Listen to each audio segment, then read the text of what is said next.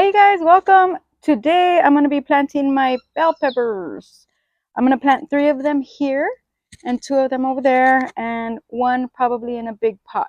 If you saw my first video, if you haven't, check it out. I grew them indoors. I show you how to do that, how I did that indoors. And now I'm going to take them out because the weather at night is above 50 degrees. I live in El Paso, Texas, zone 8A. So we're going to plant them outside now. It's getting up to 80 and 90, so I've been hardening them off, which means every day for like an hour or two I would bring them out, take them back in, bring them out, take them back in, and I did that for like 2 or 3 weeks really. um, and yesterday and the day before I left them out all day and they seem fine, so we're gonna plant them now. So let's do this. So in this raised bed, I'm transplanting 3 different bell pepper plants. This one right here is the California Wonder. I also grew 4 other varieties from seed. The Ozark Giant, Lilac Bell, Canary Bell, and Etiuda. But unfortunately, I don't remember what any of them are because the name faded on the popsicle stick in which I wrote the name. This is the only other one whose name I could see in the video, and it's the Etudia back here.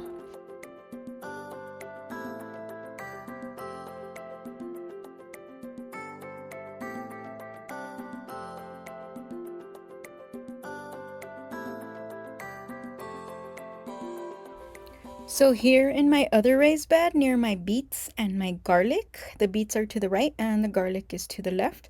I planted 2 more of the bell pepper plants. Again, I don't know what variety because I forgot to label them. Womp womp. And full disclosure, this one over here to the left, that one did not make it.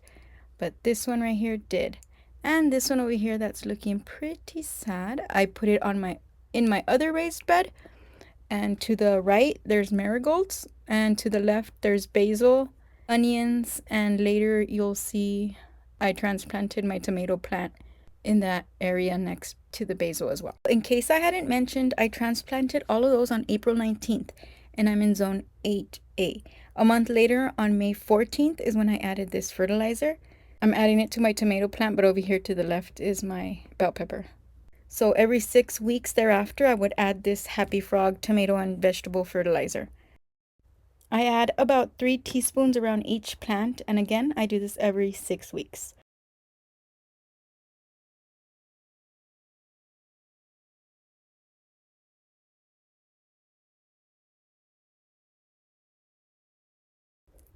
Make sure you water it in after you finish adding the fertilizer.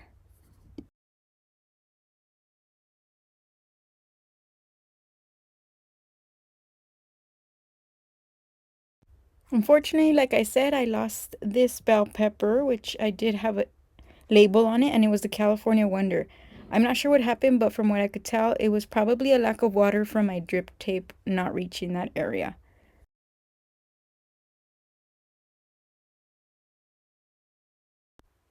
This is what they're looking like. They're growing kind of slow, so I was getting worried. This is the dead one. Womp womp. That back there is my cilantro, and that cilantro had lots of aphids and lots of ladybugs, and I think that really helped out. It also helped shade from the sun the bell pepper back there in the back.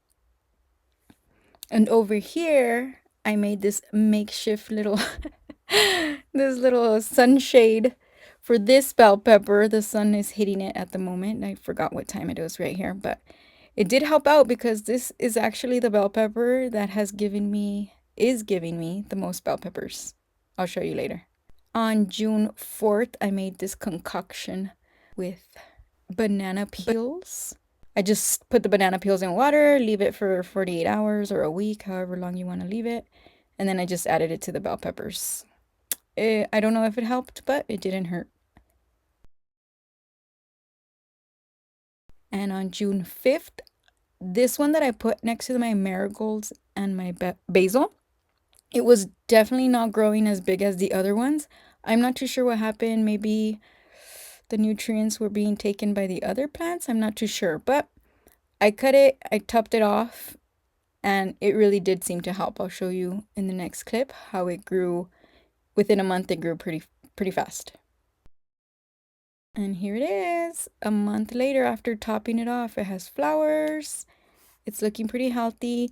You could see right here behind this leaf, right there is where I cut it, and then it grew more from the side. And now it's catching up to my other bell peppers. But my other bell peppers are way bigger. I'll show you. Okay, so now it's mid-July, July 20th.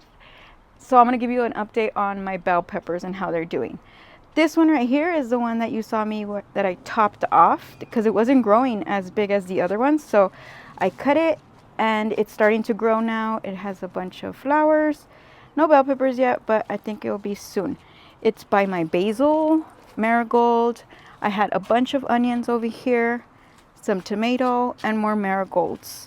I already removed the onions, but this one hasn't given me any problems with pest. These two over here also, this one already gave me a bell pepper. I'll show you a video right here on the side. And this one's giving me about 2 bell peppers right now. This one also is giving me 2 bell peppers. This one's the Etudia, but this one I don't know which variety it was. The leaves are a little bit tattered because the leaf cutter bees have come and cut them up, but it's okay. It doesn't damage the plant or anything, so I just let the bees do their thing. And these, I had cilantro here before, and in the summer it was full of aphids and a bunch of ladybugs, so I think that helped deter all the bugs from these 2 plants, so that was really nice. I also had carrots and a bunch of onions on this raised bed, so that might have helped deter the pest also with the onions. So that's what's going on with those. And this one was the one that you saw with the shade. It had the little shade, but now my husband put this shade up here, so my whole garden is shaded now, so that's really nice. But this bell pepper plant is the one giving me the most problems. The leaves are super tattered. I have a bunch of woolly aphids on them. I have to come out every morning and kill them, and obviously every afternoon. It was full of other aphids, so I had to come every morning and spray them with water because I tried cinnamon, I tried cornmeal, I tried watering it down, and those aphids were relentless. It was full of ants as well. But I think I sprayed it with, I'll tell you, I'll put it right here on the side what I sprayed it with, and I think that's what seemed to help finally. But now it's full of woolly aphids that I have to come and kill all the time. But although it's given me the most problems with pest, this is the one that has the most bell peppers. It actually has like 7 bell peppers growing. There's that woolly aphid again. And I did have another one here, and that one died. So I don't know what happened.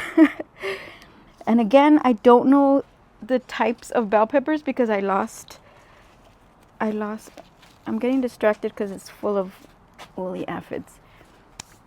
I lost what kind of bell peppers they were. I had it on lollipops sticks, but those erased, so I don't know what the varieties were.